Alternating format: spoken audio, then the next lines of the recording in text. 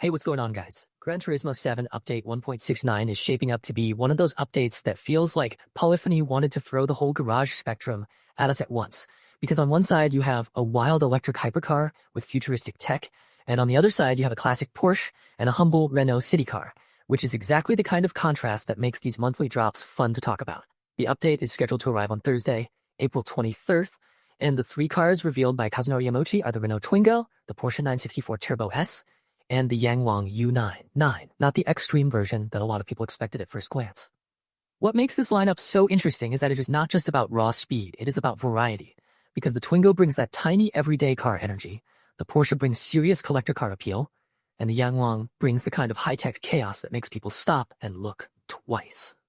The regular U9 itself is already a serious machine, with 1,270 horsepower from 4 in-wheel motors and a suspension system that can literally jump the car off the road's surface. So even though it is not the extreme variant, it is still an absolute headline car in its own right.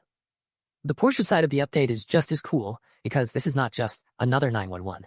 It is the 964 Turbo S Leichtbau, a rare lightweight special from 1992, with notes that only 86 were made, and that it would be the first 964 Turbo S to appear in any Gran Turismo title. That means Porsche fans are getting something genuinely special, something with a proper cult car identity, not just a generic classic badge slapped on a familiar shape.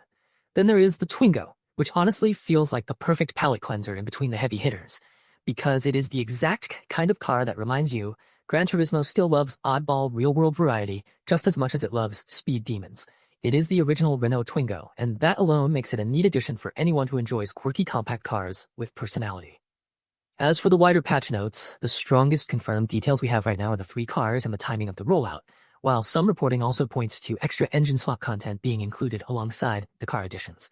So, if you are reading this as a patch notes style update for your audience, the clean takeaway is that this month is giving players a perfect mix of futuristic power, heritage performance, and everyday fun, which is honestly a great recipe for keeping the game feeling fresh.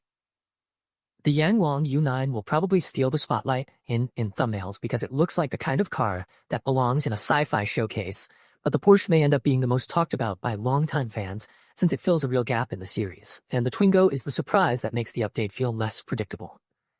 And that is really the big story here. This update is not just adding three cars, it is adding three completely different moods. One is about extreme electric engineering, one is about rare 1990s performance history, and one is about simple, compact car charm. That combination gives you a lot to talk about in a video because you can frame it as a something for everyone update without sounding forced. You can talk about how the U9 pushes Gran Turismo deeper into modern EV hypercar territory, how the Porsche brings authentic enthusiast credibility, and how the Twingo makes the roster feel more playful and human without overcomplicating anything. And honestly, that balance is probably why these updates work so well for viewers too. Because even if somebody comes in for the fastest car in the batch, they usually stay for the weird little details, the history, and the unexpected choices that make the garage feel alive.